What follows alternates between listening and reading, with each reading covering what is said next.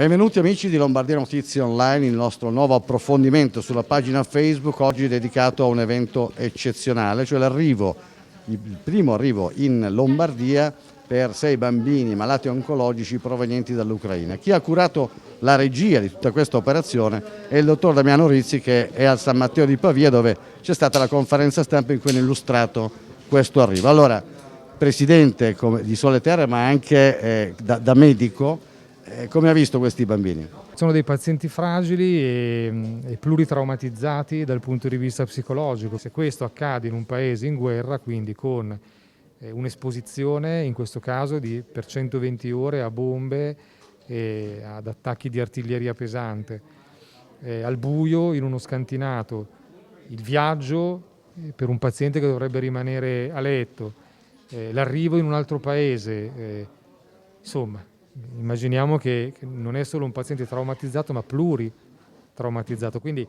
da parte nostra, quello che va fatto e che abbiamo già fatto è l'attivazione di psicologi ucraini in contatto con i nostri psico-oncologi che sono rimasti nel paese in Ucraina e stanno continuando a lavorare nell'ospedale di Leopoli, in maniera tale che si possa creare una rete di professionisti e tante menti che cercano un po' di pensare a questa situazione e un pochino aiutarli anche a capire dove sono arrivati. Non dobbiamo dimenticare che provengono da Kiev, che Kiev è al centro di questa drammatica battaglia, che dovevano uscire quindi dall'Ucraina, poi dovevano essere trasportati dalla Polonia in Italia.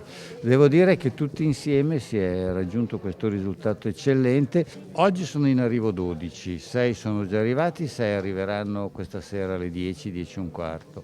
E poi nei prossimi giorni il dottor Rizzi della Fondazione, in costante contatto con l'Ucraina, e in base alle necessità, in base alla situazione che si verificherà, noi abbiamo messo a disposizione i nostri ospedali.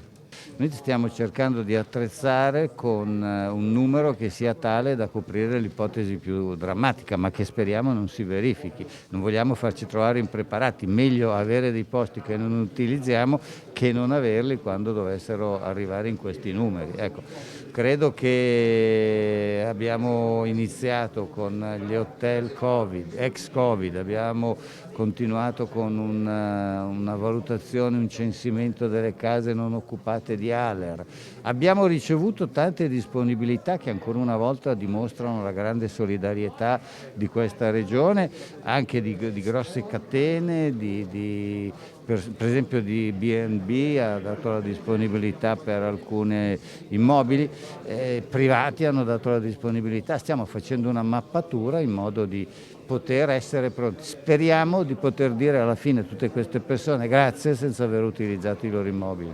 Innanzitutto in queste settimane tanti hanno parlato di questo, ma è stato possibile grazie al fatto che San Matteo collabora da anni con la Fondazione Sole Terre, che da 19 anni sta in Ucraina e quindi era nelle condizioni effettive di capire qual era la situazione e soprattutto di attivare il corridoio umanitario insieme a tutte le istituzioni internazionali, il St. Jude che ha smistato i bambini, la Regione Lombardia che attraverso Areo è riuscita a organizzare un trasporto aereo per portare in Italia questi bambini, sono i primi che arrivano in Italia e che hanno necessità di cure particolarmente complesse, sono bambini oncologici e quindi i 2 ospedali di riferimento della Lombardia sono il San Matteo e l'Istituto Nazionale di Tumori. Ma fortunatamente nessuno dei primi pazienti che sono arrivati è in condizioni critiche e nessuno versa in un immediato pericolo di vita. Certamente sono provati dal viaggio lungo e disagevole che hanno dovuto effettuare e dalla loro patologia e i trattamenti oncologici che hanno ricevuto. Uno dei 4 è un pochettino più impegnativo perché è riduce da un recente intervento chirurgico maggiore. Adesso si tratta di fare il punto della situazione, vedere il percorso chemioterapico in dettaglio che hanno ricevuto, quello che era il loro programma, eventualmente modificarlo o implementarlo anche alla luce delle maggiori risorse che possiamo avere in Italia e qui a Pavia in particolare. Quali sono le prime parole che le hanno rivolto quando l'hanno vista?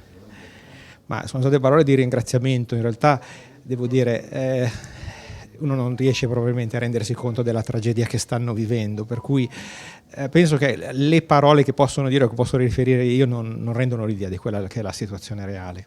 Eccoci amici di Lombardia Notizie Online, siamo giunti al termine di questo nostro approfondimento, di particolare importanza anche per l'argomento che abbiamo trattato. Vi ringraziamo per averci seguito, continuate a farlo sui nostri profili social e sul sito www.lombardianotizie.online. Alla prossima!